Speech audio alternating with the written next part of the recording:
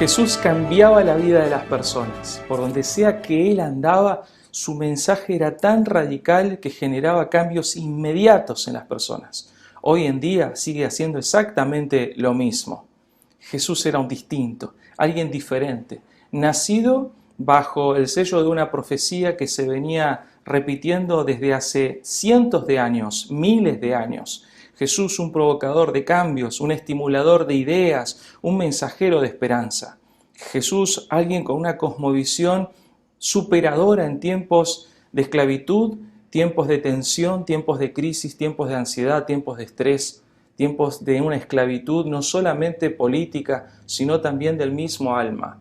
Jesús, un ser que cambió la historia, un antes y un después de quien vino a dar su vida en rescate por muchos, que no se lo entendió, pero sin embargo se lo sigue estudiando vez tras vez, año tras año, siglo tras siglo, y aún así tiene mucho para contar. Jesús, un ser extraordinario. La Biblia nos enseña que fue un predicador, que fue un maestro de aquellas incógnitas tremendas que puede llegar a tener el ser humano escondidas en lo más recóndito de su ser, pero también un médico sanador. Por donde sea que Él andaba, Jesucristo traía paz, traía sanidad, traía esperanza, enseñaba porque construía a partir de la libertad de conciencia, la libertad de expresión, de pensamiento. Jesucristo, un rompedor de cadenas de esclavitud, desde todo tipo de ángulo, desde el ángulo intelectual, desde el área de lo físico, desde la salud, desde la proyección hacia una vida futura. Jesucristo, alguien verdaderamente para estudiar.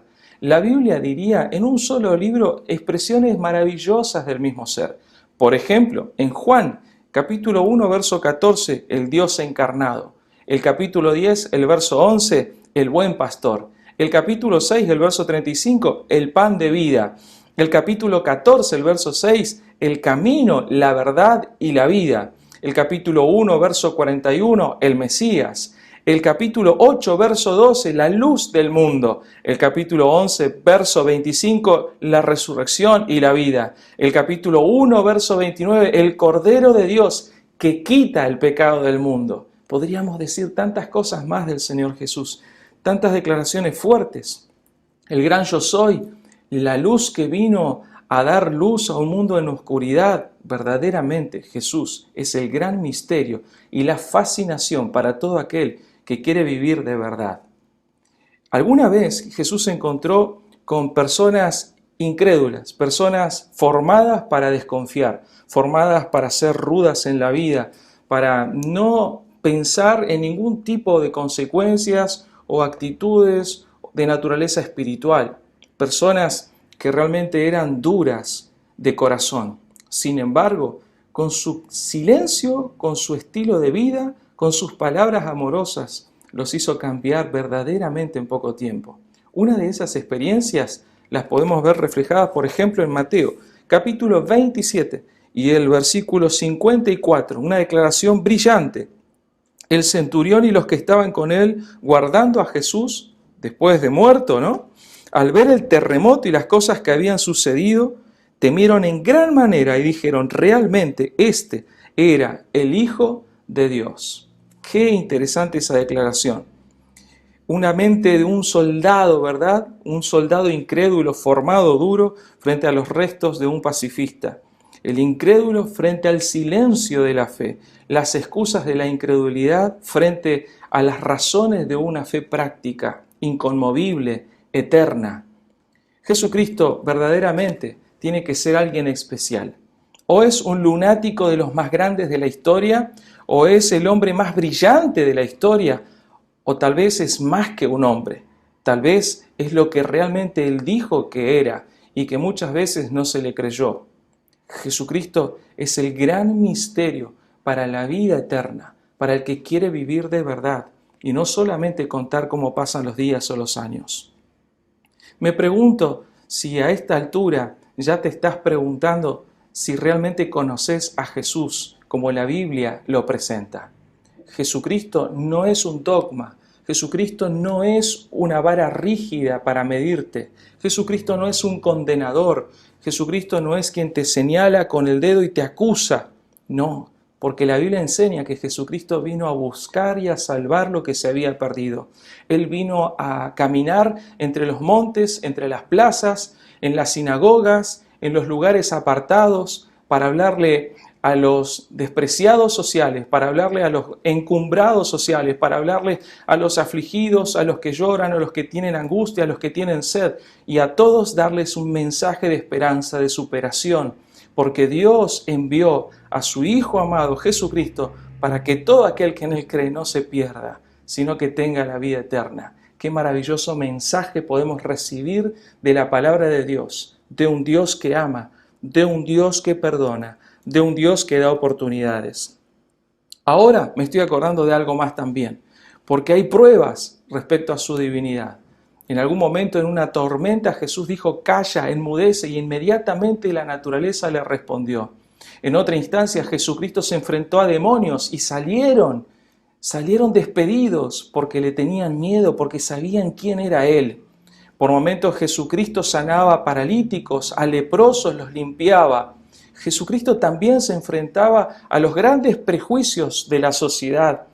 Inmediatamente Él tenía una respuesta para todo. Pero lo más brillante de esto es cuando Jesucristo enfrentó la muerte y la venció.